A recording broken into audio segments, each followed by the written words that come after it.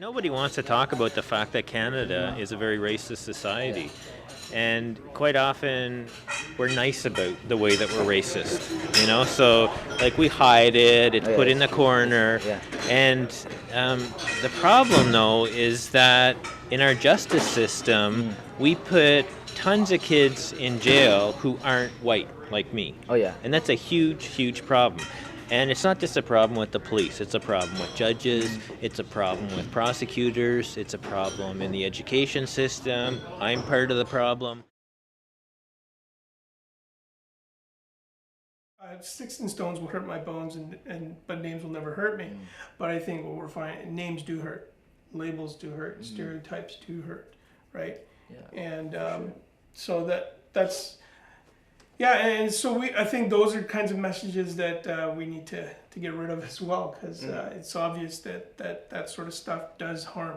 I mean, I came over when I was about 4 years old, and so I experienced racism firsthand at a very early age. Actually, I didn't know I was different until the first time I started getting picked on. Yeah. That's the only time. That's the first time I realized there's something different about me. You have a choice, basically. I mean, you can decide to perhaps either take revenge or try to avoid the conflict. And for me, I chose not to engage in it. And but looking back, I think one of the other things that I could have used more of was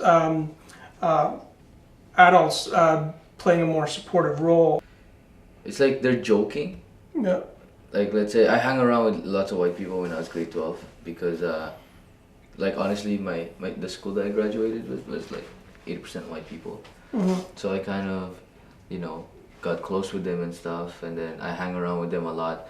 But then the way they joke around is pretty racist. I know they're joking, but I mean, they say the N-word a lot, right? They say they call Chinese people like chinks a lot. We need to ask young people how they think they should respond to that. How do you see it? What do you think would have helped somebody who was being picked upon because of the color of their skin or their race?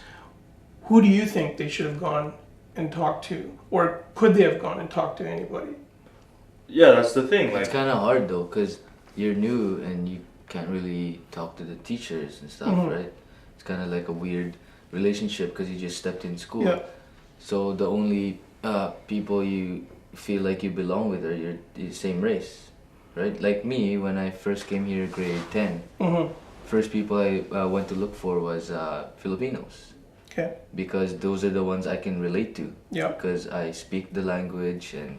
I can understand how young people would probably have a hard time going to somebody in a position of authority, right? Whether it's a teacher, an officer, principal, whatever.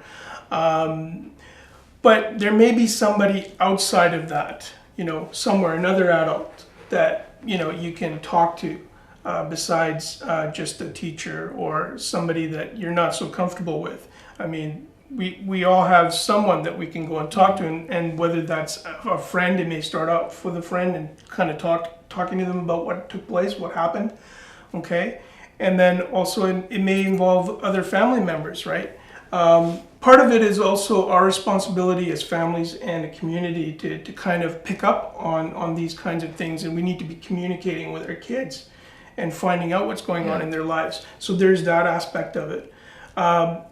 But I think we also need to educate our kids on it's okay to actually, go and talk to somebody about what's going on in your life. It's okay for you to reach out too, and connect with somebody you think might listen to you, right?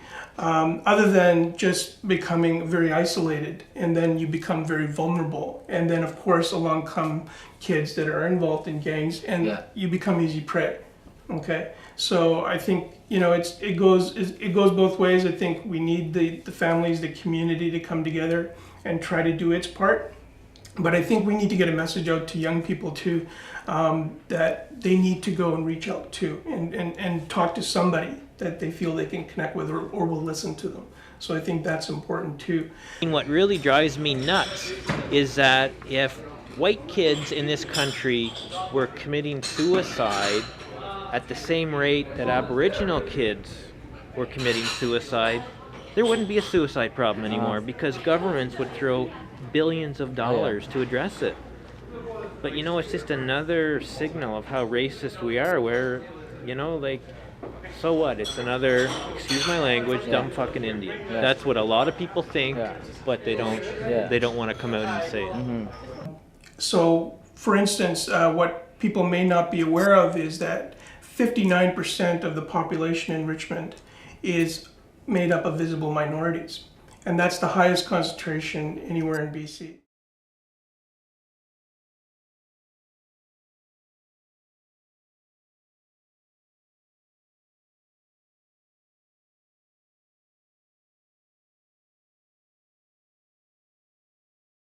As a community, first of all, we need to accept that we do have a problem. We need to recognize it. Secondly, we need to become proactive. We need to also work together, okay, rather than apart.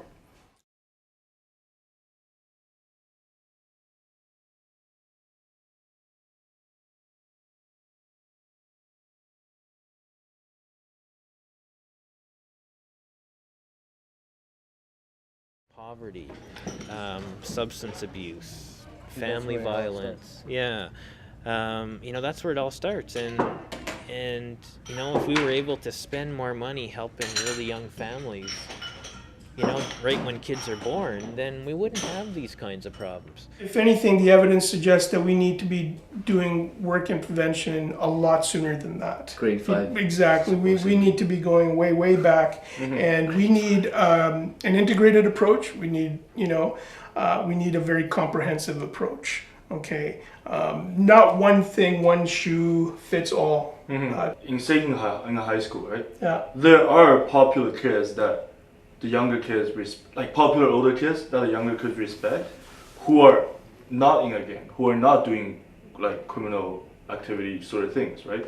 And I think those kind of people would, you know, make a good role model, and that's someone that should be talking to the kids. So, right? so positive role models or mentors Oh yeah, for sure. Yeah. could play a pretty Yeah, big but- role here. Yes, but someone that the kids have to be able to relate to, Right. not just some random person that they don't know and they don't care about. Yeah. Right. And if those people were in place in someone's life at an early stage, then perhaps they could avoid some of the problems that you guys came across. Yeah, exactly. Bottom line is that very, very, very few kids belong to gangs.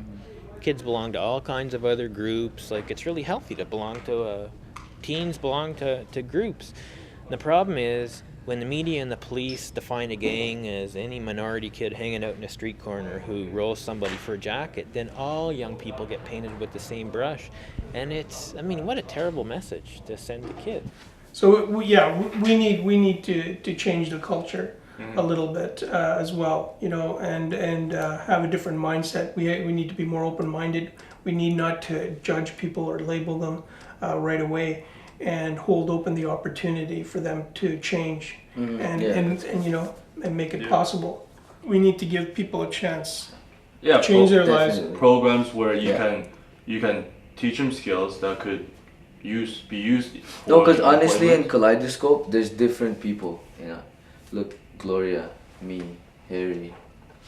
There's lots of different people. Mhm. You know what I mean? Like, different race, different background, and then we get into that one room. We're like a team, right? Like, doesn't matter where you come from. We accept you. We accept each other. I think everyone should have that chance. You know, I think believing in yourself, and no matter how much adults treat you badly and kick you around and tell you you're a piece of shit, it's not true. It's absolutely not true. And there are some adults who can help. So it's I mean, it's kind of naive to say believe in yourself when your life has sucked a lot, but there are some good people out there. So it's you know, you gotta keep on slogging. We need the voice of young people, Yeah. and we need them to be actively engaged and involved in this whole process with us. Okay. You know, as partners. And you know. thank you too. We found a lot of Yeah. great Well, thank you, information Harry. about you. Appreciate it. Thanks, sir. Thank you, Mackie. Appreciate it.